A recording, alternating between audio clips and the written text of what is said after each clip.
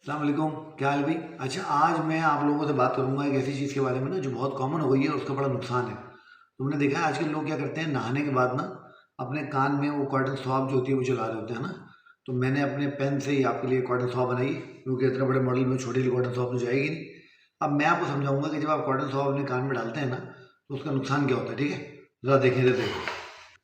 अब ये हमारी कॉटन स्वॉब है, ये हमारा कान का पिन आपको नज़र आ रहा है, और ये हमारी ऑडिटरी किनाल है ना जिसमें आप वो स्वॉब एंटर करते हो। अब देखो ये मैंने स्वॉब में एंटर किया और ये मैंने आप लोगों के लिए यहाँ बैग्स बनाई हुई, ठीक है।